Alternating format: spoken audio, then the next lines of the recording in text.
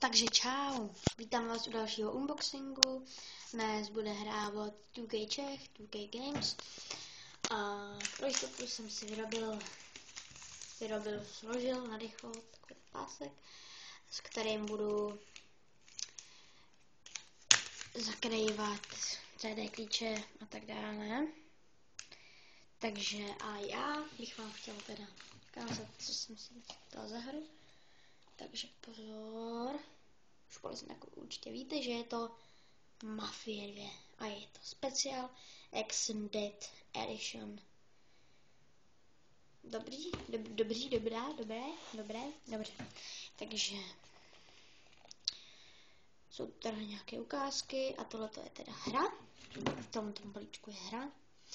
V tomto balíčku jsou i DLC přídavky a mapa, takže jdem na to. Takže zezadu ukázky, teda Chose Avenger, Jimmy Vendetta a normální hra samozřejmě.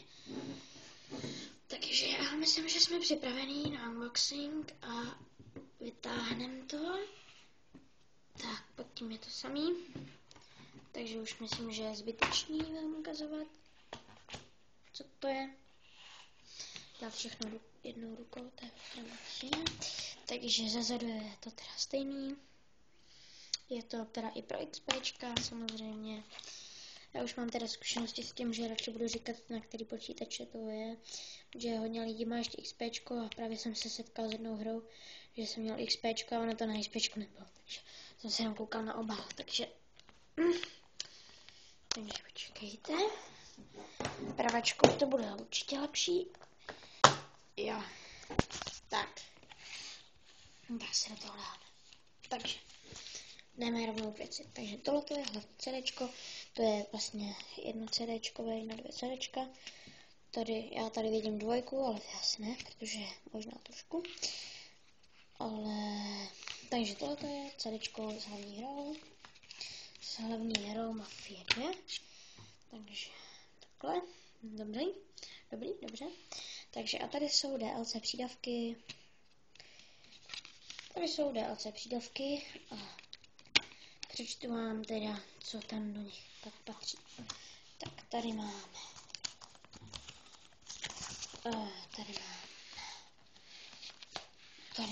náš oblíbený manuál, takže zase instalace, ovládání, triky, tipy, však to zase znáte, tak to myslím, že nebudeme moc probírat. I když je ta hra na Steam a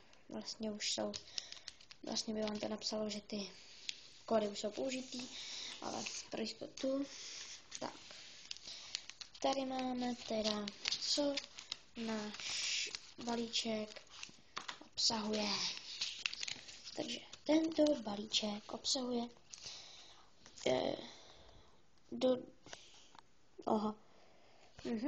takže z druhé strany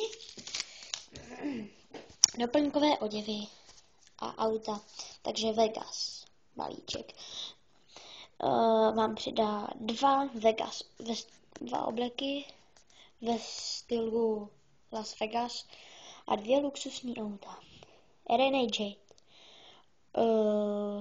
2 nové obleky, vlastně myslím, že jsou vlastně takový trošku nejobyčejnější obleky.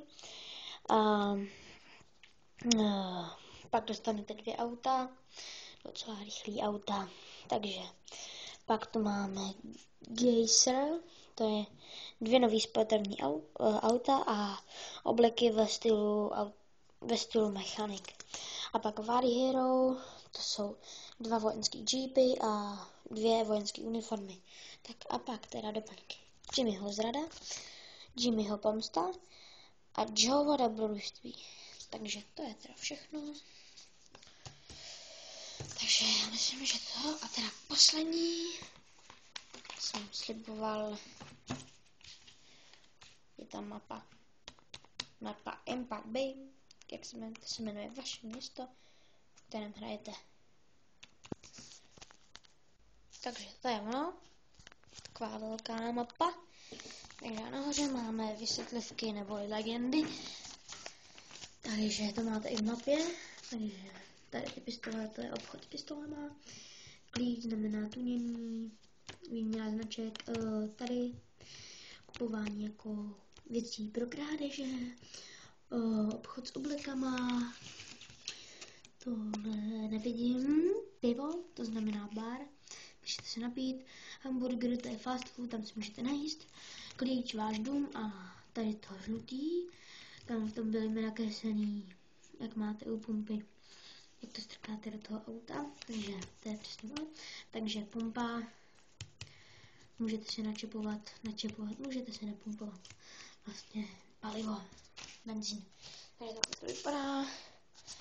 Nechci nic ukazovat, kde je Joe dům nebo něco takového, abych tady teďka nevypadá za debil. Ale myslím, že to je někde přesně tady, takhle. Ale radši nic. Tak, z druhé strany máme takovýhle reklamy. Takže Anchor Radio, nějaký reklamy na oblečení, na pivo, na pití, na divadlo, na auta, zas na pití, na fast food a pak nějaký zajímavosti v té hře. A to bude asi všechno, co v této hře. A všechno, co obsahuje tato hra, co teda. DLC, CDčko hlavní hru, manuál, letáček s přídavkama a zezadu. Samozřejmě s aktivačním kódem, mapa, krabička, jak bych to řekl, takový trošku obálek, tak. Takže tak to dohromady vypadá. Mě osobně tato hra moc baví, jak příběhem, tak grafikou, detailama, prostě vším. Tak co bych vám o tom ještě mohl říct? No prostě, je to dobrá hra. Tak, přeju vám hezkou hru. Přeju vám moc hezkou hru. Hezkou hru s mapou, s detailama, s DLC přídavkama a hru